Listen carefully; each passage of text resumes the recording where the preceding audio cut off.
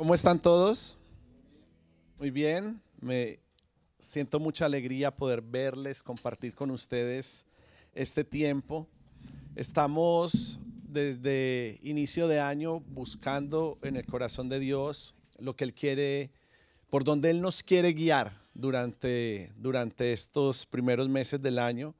Y hemos sido intencionales en buscarle, por eso estamos desarrollando disciplinas espirituales.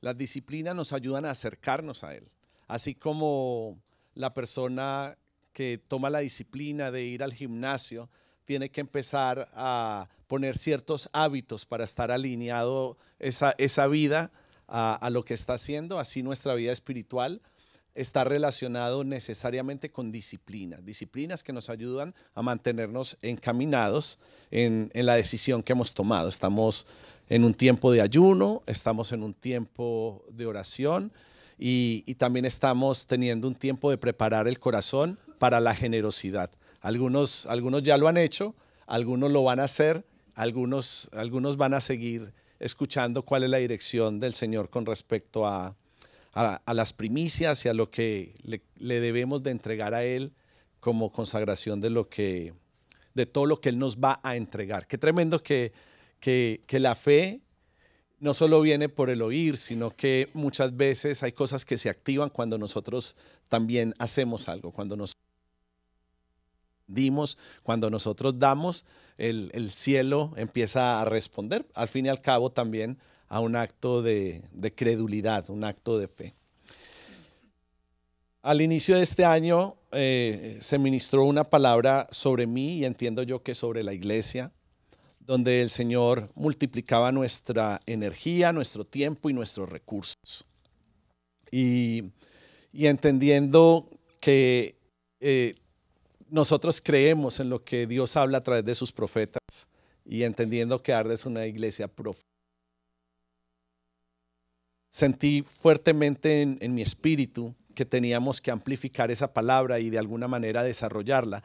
Y encaja perfectamente en este estirón profético. La primera semana hablamos de energía, la segunda hablamos de tiempo y hoy estaremos hablando sobre recursos. De una o de otra forma estaremos hablando sobre recursos. Y quisiera poner esta base al inicio. Nosotros como seres humanos sin Cristo estamos destinados a vivir una vida de insatisfacción, pues el ser humano está hecho para Dios. Si Cristo no está en tu vida, definitivamente tú vas a estar disgustado, vas a estar molesto, va a haber contrariedad en tu ser, decepción, enojo. Y es importante entender esto porque al saber que Cristo es quien viene a completarnos y quien nos viene a hacer plenos, nos ayuda a desarrollarnos mucho mejor en nuestra vida espiritual. Y esa es una de las primeras cosas que tenemos que aprender. Quisiera partir diciendo esto. Quizás estoy edificando sobre algo que voy a ir completando las próximas semanas. Pero lo primero que quiero decirle a la iglesia y que siento una responsabilidad de decir en el mundo espiritual y sobre todo en la ciudad donde vivimos, es que la provisión de Dios es gratis. No podemos hacer nada para nosotros tener su provisión o para calificar en lo que Él nos va a entregar. Lo único que Él requiere de nosotros, y es mi oración que podamos responder al Señor en esa misma línea, es que podamos acercarnos a Él con humildad, reconociendo nuestra necesidad y eso va a ser un sencillo requisito para que nosotros recibamos nuestra bendición. Humildad y necesidad, y Él entonces va a entregarnos esa bendición, así como poder tener siempre hambre y sed de justicia. Hambre y sed de justicia es estar completamente deseosos de Él, ansiosos por Él, trabajando por Él, encaminados hacia Él. Hambre y sed de justicia. Y el mensaje que les quiero compartir hoy le puse por título El recurso inagotable. Ese es el título del mensaje. Y me gustaría partir compartiendo, obviamente, la palabra de Dios. Hay algunas porciones que voy a compartir. Creo que la palabra de Dios nos ayuda a enrutar y a encaminar en lo que el corazón de Dios quiere expresar a cada uno de nosotros. Isaías capítulo 55, versículo 1 y 2, palabra de Dios para todos, dice: todos los que tengan sed, vengan a tomar agua. Y los que no tengan dinero, vengan, compren y coman. Compren vino y leche sin que les cueste nada, gratis.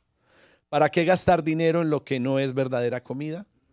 ¿Para qué desperdiciar los ingresos en lo que no satisface realmente? Escúchenme con atención, así comerán bien y disfrutarán de buena comida. ¿Qué requiere el Señor?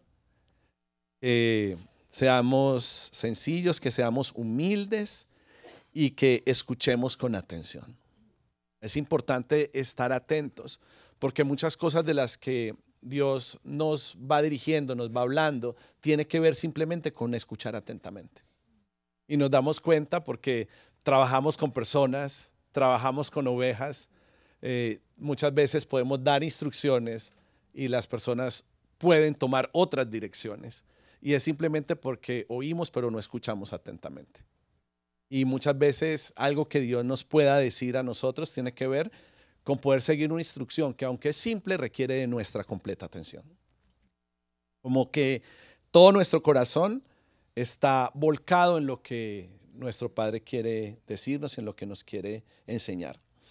Vemos aquí en este pasaje de Isaías como el agua, esta es una profecía obviamente, como el agua es un símbolo de la presencia de Dios.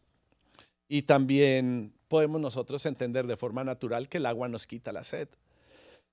La leche es para el fortalecimiento y el crecimiento. Y el vino aparece en esta palabra como un símbolo de regocijo y felicidad.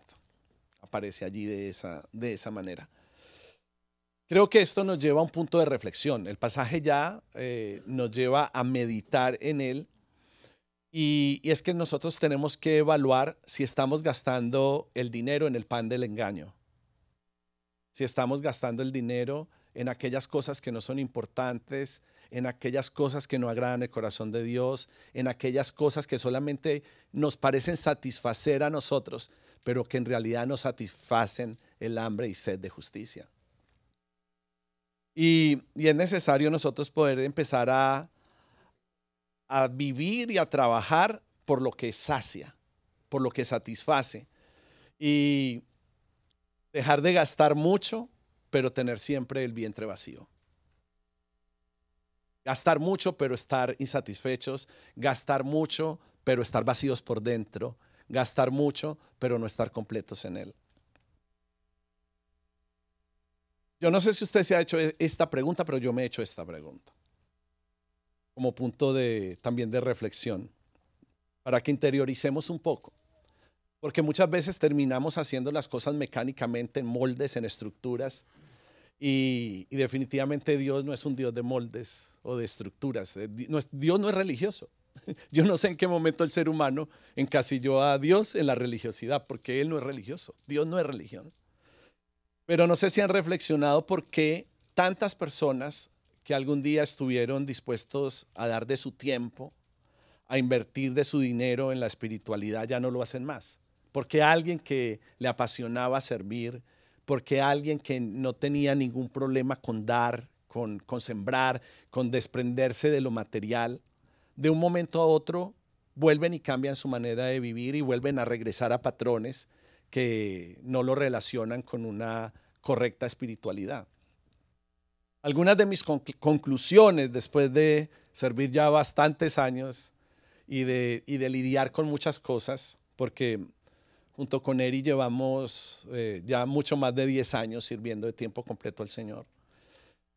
Algunas de mis conclusiones es que en la mayoría de los casos es porque las personas hacen por el Señor cosas porque están esperando algo a cambio. Creo que es un mal vicio que traemos de la religión tradicional. como si pudiéramos comprar el favor del Señor. Y todo esto tiene que ver con las motivaciones incorrectas. ¿Cuántas mujeres no he visto que les gusta ir a la iglesia simplemente para que su esposo no les sea infiel? Pero piensan que en la iglesia se va a cauterizar y se va a portar bien, como si eso se tratara de llevarlo a un lugar y no de una conciencia y un temor de Dios que se genere en cada uno de los varones. Pero está bien, Dios puede terminar usando algunas de esas cosas para que podamos terminar relacionándonos con Él de la manera correcta. Muchos nos acercamos por motivaciones quizás contrarias. Yo me acerqué a Dios para que Él arreglara mi vida y para que Él arreglara mi matrimonio. Yo me acerqué con interés para Dios, sin saber que ese era solamente el comienzo del gancho que Él me estaba haciendo para tener el resto de una vida de servicio hacia Él, en donde lo que para mí era una gran necesidad se convirtió en la principal arma de Dios en el reino para que Erika y yo podamos ser un matrimonio que restaura matrimonios, un matrimonio que restaura parejas, un matrimonio que cree en la familia y cuida del diseño de la familia. Lo importante es que a medida que pasa el tiempo, nosotros empecemos a desechar esas motivaciones incorrectas y empecemos a abrazar lo correcto, que empecemos a relacionarnos con Dios de la manera correcta. Y hay un pasaje que el Espíritu Santo ponía en mi corazón para compartir con ustedes bien al principio de este ayuno. Hoy es nuestro día 18. El Espíritu Santo empezó a poner este pasaje en mi corazón para el día que estuviera hablando sobre los recursos. Creo que es un pasaje que lo puede ilustrar de una manera sencilla, pero también de una manera muy, muy contundente. Y en la siguiente porción les quiero compartir sobre Elías y su encuentro con la viuda. Yo creo que Elías puede ser quizás el profeta más desafiante que podemos encontrar en la palabra por su confrontación entre la tentación de vivir de acuerdo a los impulsos físicos o sensuales o de acuerdo a la voluntad de Dios. Había una confrontación ahí muy fuerte entre lo que llamamos, lo que era el culto verdadero o el culto a Baal. Para la época que Elías estaba enfrentando, algunos ya saben, voy a estar en Primera de Reyes, capítulo 17. Algunas personas o muchos teólogos dicen que en esa época se exigía un gran espíritu. Y cuando yo estudiaba esto, digo, bueno, en todas las épocas se requiere un gran espíritu, porque la época en la que estamos viviendo tampoco es fácil y requiere que nuestro espíritu esté bastante fuerte y bastante fortalecido. Y de la misma manera, Elías estaba enfrentando tiempos muy difíciles, pero así como se requiere un gran espíritu, también se requerían de grandes milagros para poder manifestar la grandeza de Dios e incluso para vencer a sus enemigos. Entonces, el pasaje inicia con Elías que está llegando a Sarepta. Él iba para allá, huyendo, iba para allá buscando poder reposar algunos días y llega a una pequeña aldea llamada Fenicia, donde había mucha abundancia, principalmente de soledad y escasez. Eso era lo que abundaba, la soledad y la escasez. El profeta fue al hogar de una viuda. O sea, si yo voy a un lugar pequeño donde hay tanta necesidad, creo que el peor lugar para escoger es el de la viuda. Yo iría a la casa del empresario porque allá va a haber comida, va a haber un buen techo, pero el profeta escogió ir quizás al lugar donde no lo iban a buscar primeramente. ¿Quién se iba a imaginar que él se iba a esconder, que iba a estar ahí en el hogar de esa viuda? Y cuando él llega a ese lugar, da origen a lo que yo pudiera decir, uno de los testimonios más incómodos que tienen las Escrituras. Porque cuando yo leo el pasaje a mí me incomoda. Y me incomoda bastante porque yo no sé si yo hubiese podido actuar de la misma manera que el profeta cuando llegó a esta casa. La viuda estaba entonces, para hacer una pequeña ilustración, estaba juntando leña y el profeta la llamó y le dijo, tráeme un vaso de agua. Llama la atención de la viuda, le pide agua y cuando la viuda inmediatamente, como que tenía una actitud buena de servicio, va por el agua, el profeta le dice, y tráeme también un poco de pan. le dice el profeta. Le pide agua, le pide pan. Pero la mujer, cuando él le pide pan, le dice, te juro por Dios que no tengo pan. Tú estás pidiendo pan, pero eso es de lo que no tengo. Agua te puedo traer, agua te puedo compartir, pero pan no tengo. Tengo solamente un poco de harina en la jarra y un poco de aceite en la botella. Y la intención de la viuda era poder preparar ese pan para poderlo comer con su hijo y, según ella, para después de comer prepararse para morirse de hambre. Era lo último que le quedaba, era lo último que había de recursos a su disposición y ella ya no tenía más comida. En Primera de Reyes, en el capítulo 17, versículo 13 y 16, dice, Elías le dijo a la mujer, no te preocupes, ve y haz la comida que dijiste. Pero primero hazme un panecito de la harina que tienes y tráemelo. Después cocina para ti y tu hijo. El Señor, Dios de Israel, dice, aquel recipiente de harina nunca se terminará ni se agotará el aceite. Y así continuará hasta que el Señor mande la lluvia a la tierra. Entonces la mujer hizo lo que Elías le había dicho y tanto él como la mujer y su hijo tuvieron suficiente comida por mucho tiempo. El recipiente de harina y la jarra de aceite nunca quedaron vacíos, tal como el Señor dijo por medio de Elías. La primera frase cuando la mujer le dice, voy a preparar comida, después me voy a echar a morir, fue, no tengas miedo.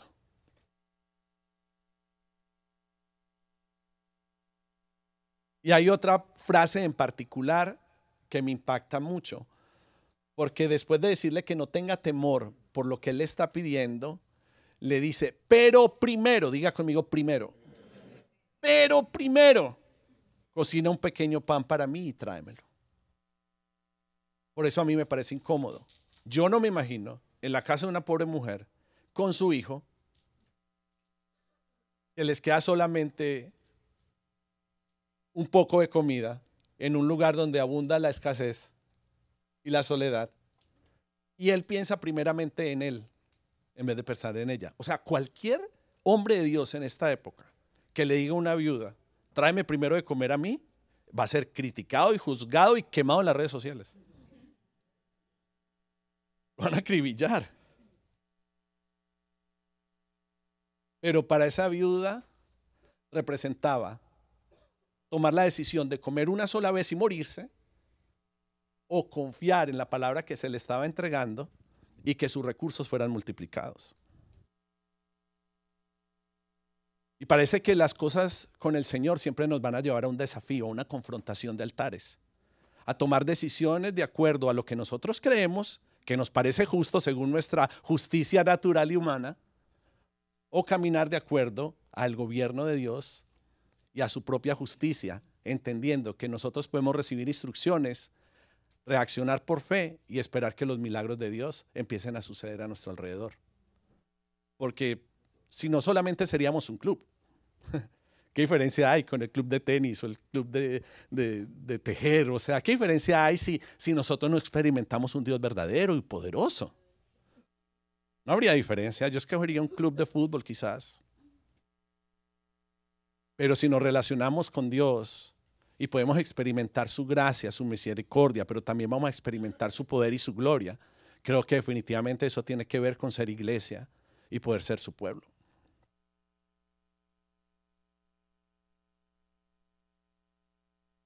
Después de que el profeta le dice a la viuda que primero cocine para él, le lanza la promesa. Le dice, no se terminará la harina que está en la jarra, ni el aceite que tienes en la botella, hasta que él haga llover otra vez. Entonces, a mí me impacta mucho porque la mujer terminó haciendo lo que Elías le dijo, porque lo primero que ella dijo fue, no, o sea, perdóname, pero yo no puedo hacer eso. Y simplemente la mujer tenía, yo creo que tenía una fuerte sensibilidad o temor a Dios para terminar haciendo lo que el profeta le estaba diciendo. Y la consecuencia de ella tomar la decisión correcta fue que su hijo y ella tuvieron comida durante muchos días, durante mucho tiempo. Y efectivamente la harina de la jarra no se acabó, el aceite no escaseó. y se cumplió lo que Dios había dicho a través del profeta Elías. Qué impresionante, porque la sequía de la que se está haciendo referencia, en donde está ocurriendo todo esto, en total duró 3 años y medio. O sea, cuando Elías llega a donde la viuda, ¿cuánto pudo haber pasado? Si ya había poca comida, yo no creo que faltaba un mes de sequía. No puedo decir exactamente cuánto tiempo había pasado. No sé, Pastor Germán, ¿habrá forma de saber cuánto? No hay forma de saber, ¿verdad?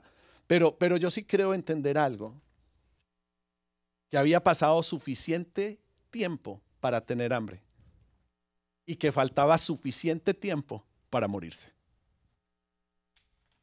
O sea, la cosa estaba grave. Él llegó en medio de la crisis. Llegó en medio de un tiempo muy difícil donde los recursos eran bastante escasos, donde había mucha soledad, donde había mucha necesidad y donde había muy poca comida. Diga conmigo, Dios da el aumento. Por eso los tiempos que están por venir no nos tienen que angustiar. Porque nosotros sabemos a quién le servimos. Por lo menos es lo que queremos empezar a entender y aprender. Por eso estamos teniendo tiempo para poder realmente conectar y no tener un estilo de vida mecánico, sino realmente un estilo de vida donde nosotros podamos tener conexión con Él en todo momento. A la hora de orar, a la hora de adorar, a la hora de leer la palabra, a la hora de dar. Que podamos tener conexión con Él, que podamos ser sensibles a su Espíritu Santo y movernos de acuerdo a su naturaleza, entendiendo cuál es su poder. Y la promesa que Dios dio sobre Israel es una promesa que yo entiendo que un Dios generoso y un Dios de provisión mantiene sobre nosotros y sobre la iglesia actual. No se terminará la harina que está en la jarra, ni el aceite que tienes en la botella. No se terminará hasta que haga llover otra vez. Porque siempre va a haber tiempo de lluvia. Estamos creyendo en 7 años para nosotros especiales. Y esos 7 años tienen que ver con la lluvia de Dios. Pero quizás durante esos 7 años tengamos momentos o espacios donde nuestra fe necesita ser probada, donde nosotros tenemos que crecer en la espiritualidad. Pero la promesa de Dios es que siempre va a terminar lloviendo otra vez. Va a llover porque esa es la promesa de Dios, que Dios no nos va a desamparar y que Dios no nos va a dejar morir. Miren el contraste. La viuda tenía muchas cosas en contra. Pocos recursos, poca esperanza, abundancia de pesimismo y mucho miedo. Eso era todo lo que ella tenía. En contraste con el profeta que tenía seguridad, visión, confianza, palabra y mucha hambre.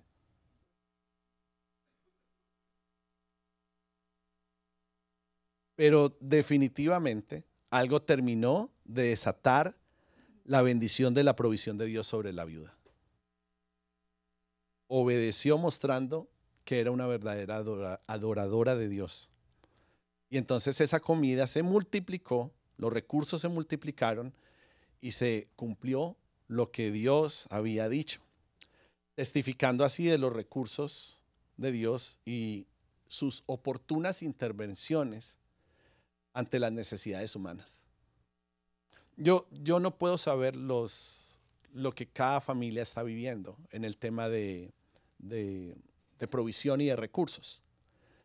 Entiendo que hay personas que realmente pasan mucha necesidad y hay personas que por gracia de Dios no tienen esa clase de problemas. Lo que yo sí puedo decirles es que Dios siempre va a llegar a tiempo. Y desde el año pasado estamos orando tanto por las madres solteras de Arde. Y estamos orando y estamos clamándole a Dios para que sean el testimonio de esa provisión del Señor. Porque para las que son mamás pueden decir, es estar con el papá y es difícil. Imagínate para una mujer que tiene que criar sola a sus hijos. Pero quiero decirles que seas madre soltera o seas una familia que ha vivido procesos de prueba donde tu fe ha sido probada, yo quiero decirles que Dios va a actuar oportunamente en nuestras vidas. Y el Señor va a empezar a restaurar financieramente a muchas familias aquí. El Señor va a empezar a sanar muchas familias porque se trata de su propósito. Es por su propósito que Él quiere levantar hombres y mujeres aquí. Y nosotros vamos a seguir orando. La palabra de Dios dice, pide y se os dará. Clama a mí y yo responderé. Y no tenemos problema, y Dios menos tiene problema en que nosotros podamos pedirle. Lo que pasa es que nuestra motivación tiene que ser la correcta. No podemos pedir para motivaciones personales. Yo le pido a Dios que no prospere a nadie que tenga motivaciones personales. Que el Señor levante a gente que verdaderamente esté enfocada en el reino y que quiera multiplicar en el reino lo que Dios le ha dado. Y van a ver, y vamos a ver, cómo Dios va a proveer abundantemente en medio de nosotros. Porque los recursos de Dios, iglesia, son inagotables. Y aunque personas o familias puedan experimentar escasez, ese momento de gran necesidad se convierte también en una oportunidad para Dios mostrar su grandeza, darnos sus promesas y el reto de cada uno de nosotros de responder con una fe obediente. La mano generosa de Dios siempre va a tener provisión para nosotros y para su iglesia. Entendemos que Dios siempre tuvo un plan secreto. Él estaba elaborando un plan para la humanidad. Y el plan secreto de Dios tiene que ver con Cristo y cómo por medio de su espíritu empieza a ser revelado a judíos, a gentiles, para que nosotros podamos creer en la buena noticia, disfrutando por igual de las riquezas heredadas para los hijos de Dios. Y hay un pasaje en el cual quiero hacer énfasis en estos minutos que me quedan, en Efesios capítulo 3, versículos 16 y 17. Y es una oración de Pablo. Pablo aquí está orando al Padre por crecimiento espiritual. Por eso me identifico con esta porción para este tiempo en el que estamos. Y Efesios capítulo 3, versículos 16 y 17 dice: pido en oración que, de sus gloriosos e inagotables recursos, los fortalezca con poder en el ser interior por medio de su espíritu. Entonces Cristo habitará en el corazón de ustedes a medida que confíen en Él. Echarán raíces profundas en el amor de Dios y ellas los mantendrán fuertes. Poderosa oración, ¿no? Dios tiene recursos, pero los recursos que Dios tiene no tienen que ver directamente con lo que nosotros queremos. Dios es el dueño del oro y de la plata, pero ese no es el inicio de la historia. Esas son las cosas perecederas. Los recursos que Dios tiene son para fortalecernos por medio de su Espíritu Santo en nuestro ser interior, para que las personas no tengan tantos vacíos, para que las personas no estén desequilibradas, para que las personas puedan ser llenas de la plenitud de Dios y podamos tener acceso a las riquezas que Él tiene para cada uno de nosotros. El plan de Dios es que Cristo pueda habitar en nosotros. Cristo está buscando que nosotros le firmemos los papeles de residencia en nuestro corazón. Pero es como que venimos a la iglesia, pero quizás algunos entre nosotros tienen la solicitud de residencia de Cristo ahí en hold, está guardada.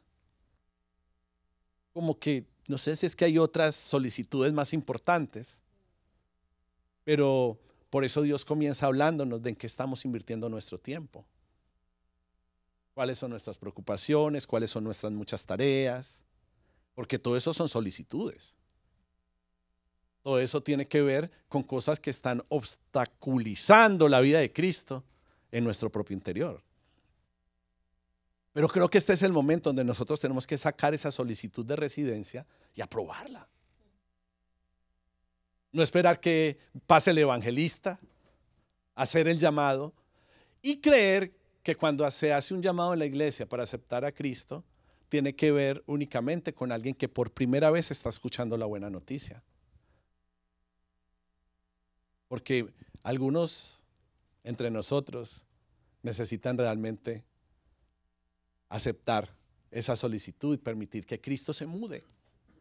Él quiere hacer una mudanza, quiere mudarse hacia nosotros para que podamos empezar a percibir las cosas como realmente las tenemos que percibir. Es que si no es así, vamos a seguir viendo y viviendo la vida de una manera natural.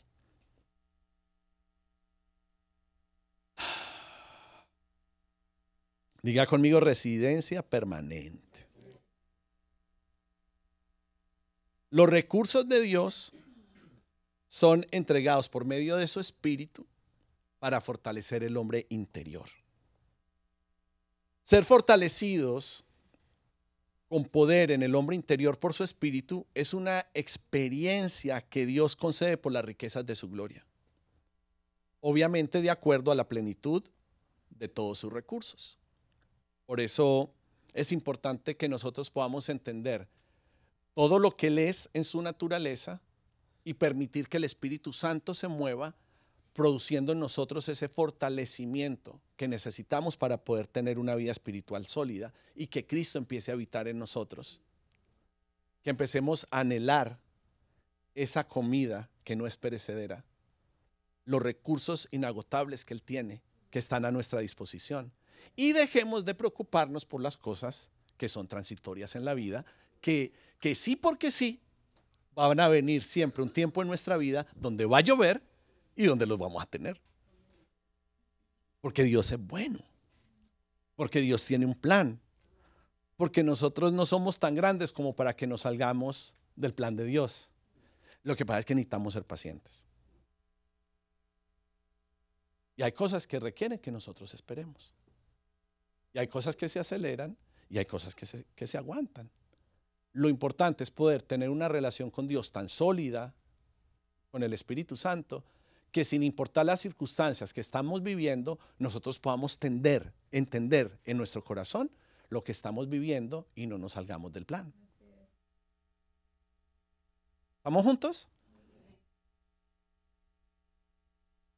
Entonces esos recursos de Dios tienen los nutrientes para que nosotros podamos vivir de acuerdo a nuestra nueva naturaleza.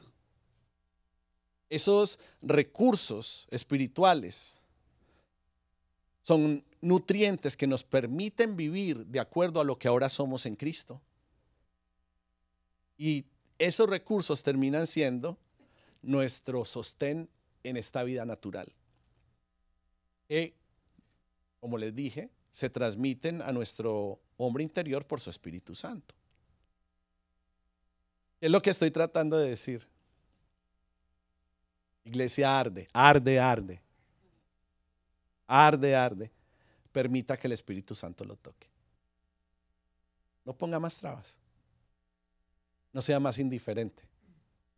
No ponga más obstáculos. No se lo haga difícil. Disponga su corazón diariamente para que el Espíritu Santo de Dios los toque. Para que el Espíritu Santo de Dios los invada.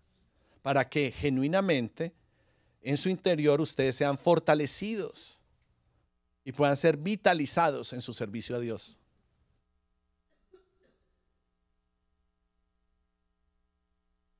Y que entonces en su corazón, centro de todo su ser, pueda recibir ese regalo, ese don, que solamente puede ser recibido por fe.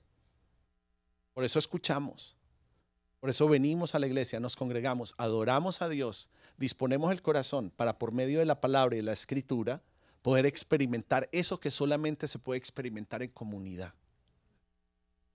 De que su Espíritu Santo empiece a ministrarnos en nuestro interior, fortaleciéndonos, dándonos vida para que en nuestro servicio a Dios nosotros podamos ser constantes y no nos apartemos nunca de esa verdad.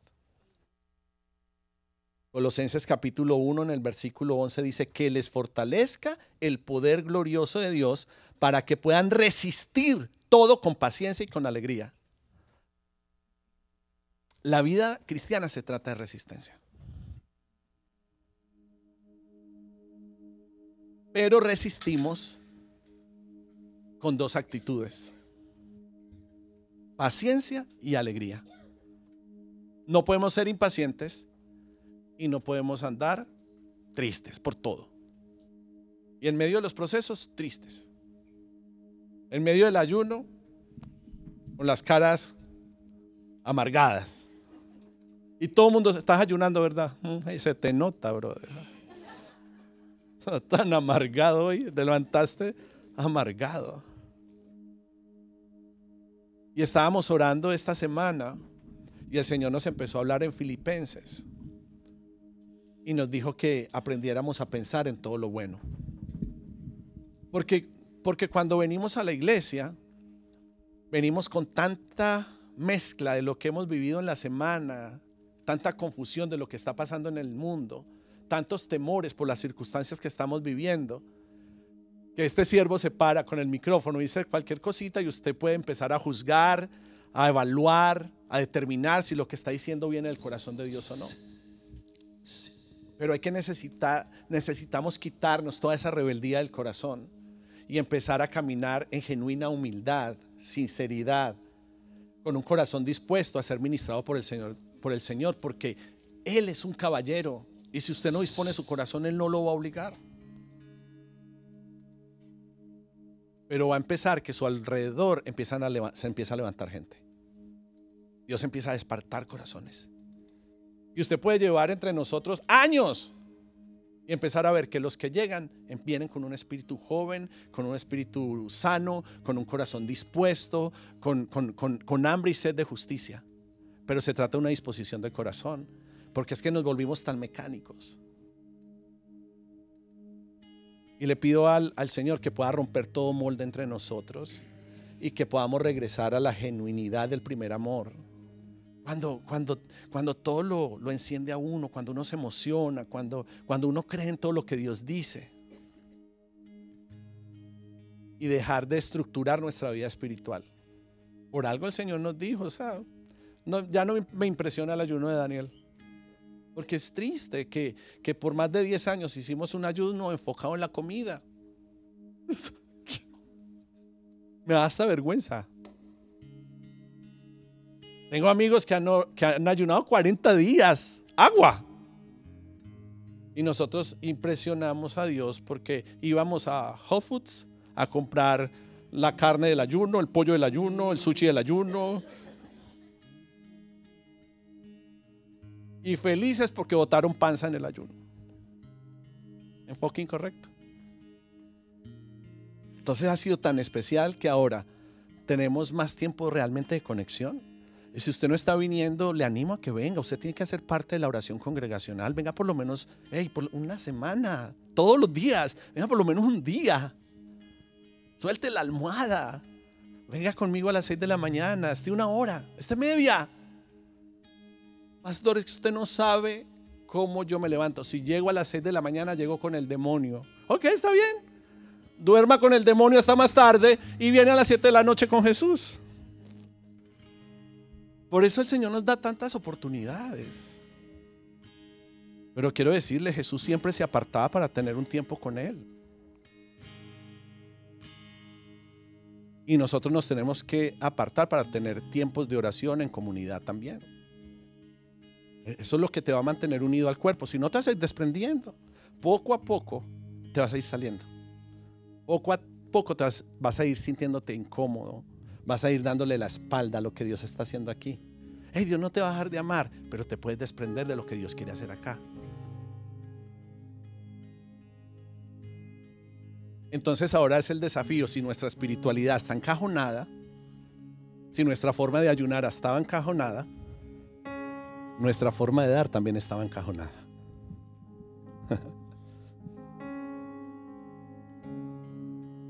Ay, que el 2020 trajo tantos desastres. Y la tecnología ha traído unos cuantos más. y encajonamos nuestra relación con Dios, y hasta nuestras disciplinas están encajonadas. Y en el fondo lo que estas primeras semanas, ya en febrero, lo que Dios sigue diciendo, lo que Dios quiere decirnos, es que Él quiere regresarnos a un lugar de pureza. Y Él quiere sacarnos de un lugar de muerte para poder empezar a ministrarnos y dejar que el Espíritu Santo de Dios nos toque. Y cuando dejamos que Él manifieste procesos de libertad en nosotros, vamos a disponer nuestro corazón para recibir de Dios, para recibir de Él. Y oro para que Arde pueda regresar a ese lugar de pureza, a ese lugar de sinceridad, a ese lugar de intimidad, y juntos entonces podamos tener una expresión de adoración a Dios. Que no nos acerquemos por lo que Él nos da, o que no demos nuestra ofrenda, nuestra primicia, con intenciones equivocadas, simplemente como una respuesta, porque dar nuestra primicia no tiene que ver con ser o no ser hijo de Dios. Y si no la doy, entonces ya no soy hijo de Dios. No tiene que ver con eso, nunca tuvo que ver con eso, sino que nosotros siempre tenemos oportunidades. Quiero decirte, estás en medio de una gran oportunidad en la iglesia. Es una gran oportunidad de vivir de acuerdo a una palabra o de vivir de acuerdo a una circunstancia. Tú vas a tener que tomar la decisión si vas a seguir viviendo por las circunstancias o de acuerdo al entorno en el que vives, o vas a tomar la decisión de empezar a caminar de acuerdo a la palabra y a principios que el Señor nos está entregando. Pero primero, iglesia, primero ama al Señor tu Dios por sobre todas las cosas. Y no hemos pasado de ahí. No estoy listo para la segunda porción. Primero hay que amar a Dios sobre todas las cosas. Y entonces hablamos de lo que se trata de amarnos entre nosotros, porque ese será otro gran desafío. Cierre sus ojos, levante sus manos ahí sentadito. Levante sus manos un instante al cielo. El Espíritu Santo, muévete en este lugar, Espíritu de Dios. Regresamos al primer amor, regresamos al primer amor. Regresando